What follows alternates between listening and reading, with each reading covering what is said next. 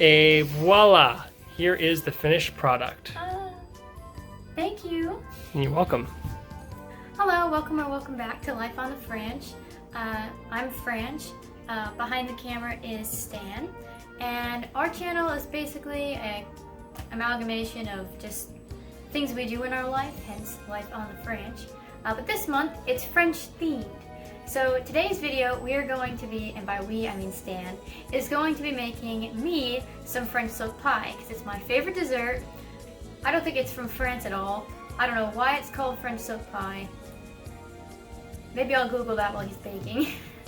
But he's going to take you through the steps on how to make it, and unlike our other cooking videos, like the macaroon video we just put out, this is actually something we can make and is sort of a tutorial. If you want to make it at home, you can follow along. But yeah, this is just about me feeling loved on my birthday.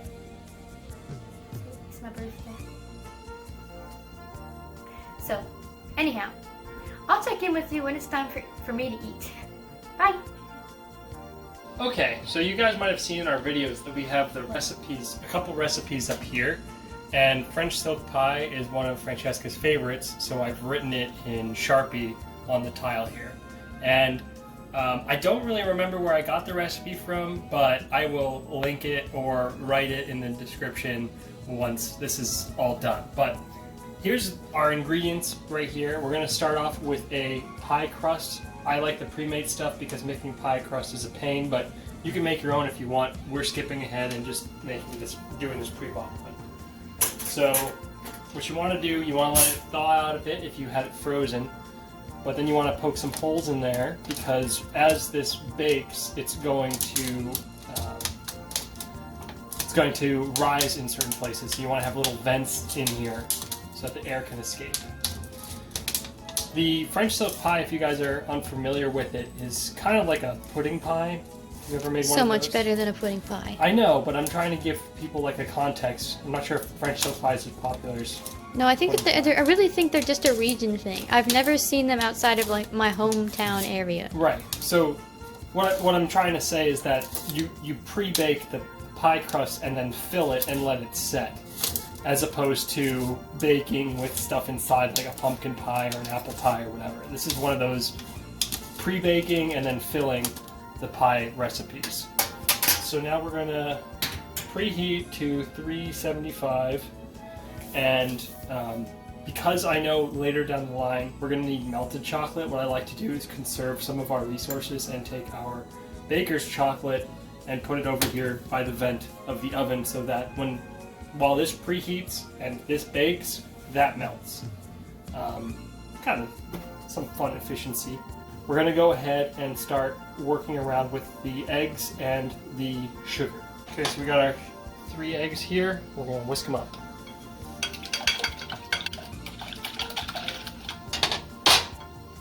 Okay, then we add our sugar, which is going to be 1 cup.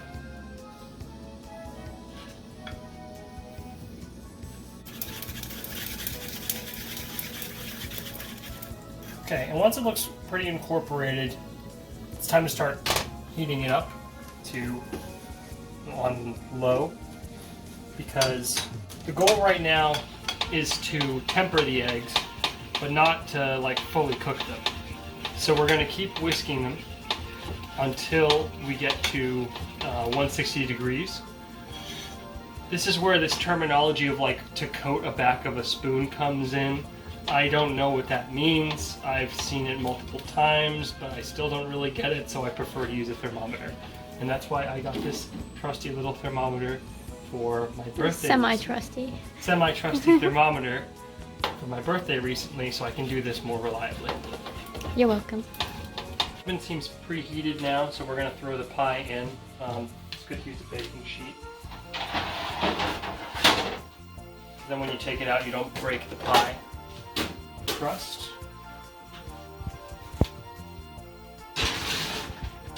Alright, and that's going to go in for 12 to 15 minutes.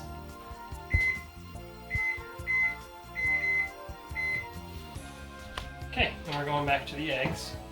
Still on low heat. whisking constantly.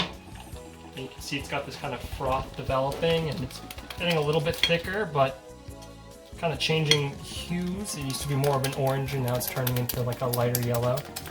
But you gotta keep going. We're not there yet. We're at 160, and you can see the texture and consistency is very different. I guess now it coats the back of a spoon. Maybe.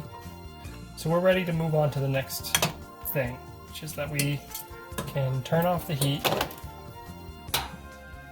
And we're gonna add the chocolate and the vanilla thing though. This is the challenge of heating the chocolate like this, is that now the ceramic is hot, so you just gotta be careful. Look at that, so melty. I get a good grip. Got a bad grip. Good grip. Okay, mix that in.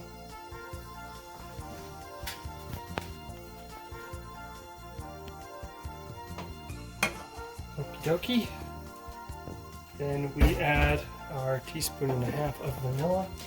There's one, and we'll just eyeball half. Mix that in. So now we gotta let this cool to room temperature, because what we're going to do is add it into some butter that we're going to cream. And we don't want the butter to melt instantly once in contact with this. So we're gonna wait for this to cool down to 70 degrees. And then we can move on to the whipping and creaming step. Okay, so next up we're going to start making some whipping cream. There's going to be a step coming up where we combine 3 different things: the butter, the whipping cream, and the chocolate sauce that we just made. So we can get the whipping cream going while we wait for the chocolate sauce to cool. So we're going to do 1 cup of whipping cream. Heavy whipping cream. Heavy whipping cream. Get that heavy stuff, that thick stuff. Then we just hand beat it, and then eventually we're going to add some confectionery sugar to it. Our pie crust just finished, so I'm going to take that out of the oven. This looks pretty good. A nice kind of light golden brown. You can see here there was an air bubble forming, but because we had made those pockets, it didn't get like crazy high. So we're good to let this cool over here. We can turn off the oven now.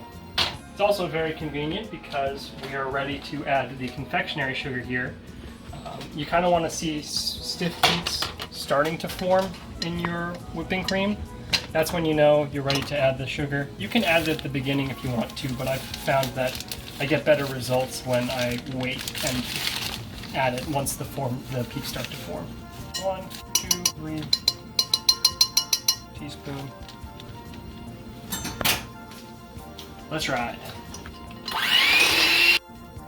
Pat down the sides.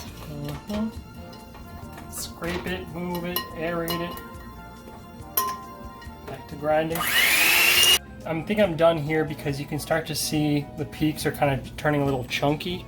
And I think that's when you start making butter as opposed to cream, whipped cream. So I'm going to stop here. I'm going to put it in the fridge. We're still waiting for the chocolate stuff to cool to room temperature. So we'll catch back up to you when that's ready. Chance for all of the pieces to come together and meet and greet in the French silk pie. So the first thing we're going to do is we're going to cream some butter.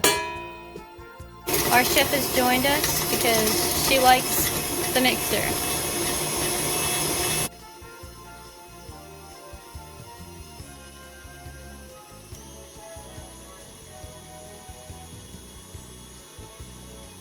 Once the butter is creamed, you add the chocolate mix.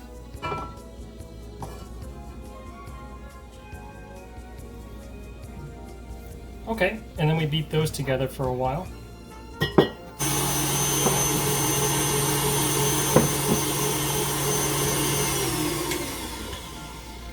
Okay, and so there we go. Looking pretty good. You can see it's kind of like a milk chocolate kind of color to it. And now what we're going to do, we're going to take this out because we don't need it anymore. We're going to move to the most sacred step, which is to bring into the whipped cream. And the reason why it's sacred is you don't want the whipped cream to collapse in on itself. Gotta be gentle to its incorporation. Rocky agrees. Is Rocky back out? Rocky is scratching herself.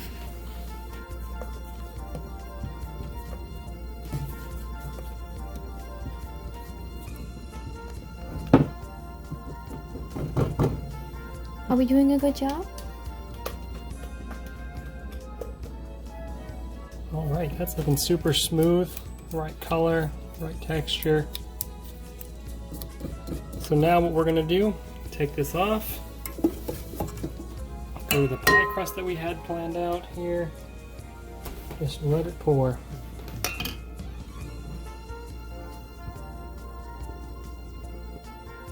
Okie dokie. So there you go, just kind of level it off. Nice to the brim. And then we put a cover on it, like a plate or something, and put it in the fridge, let it set. Maybe at minimum 4 hours, but it's good to do it overnight. And then you have a nice solid pie that's ready for you. We won't be waiting till overnight. But yes, that is when it's best. Et voila! Here is the finished product. Thank you. You're welcome. Birthday pie. Okay, now for the taste test.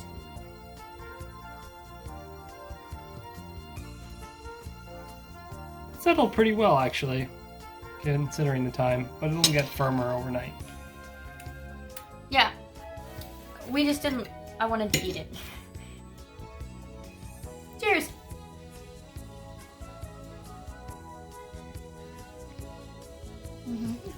How is it? It's very good. Good. No, French toast pie is my favorite pie. C'est délicieux. Close enough. What does it mean? It's delicious. C'est délicieux. Delicieux. Délicieux. No, there's no R. Delicieux. Délicieux.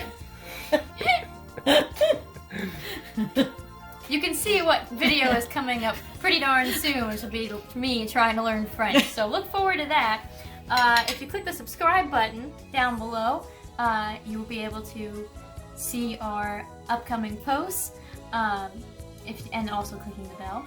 And if you like this video in particular, give it a thumbs up. And I really do recommend trying this recipe. It's not that hard, and it's delicieux. It's delicieux.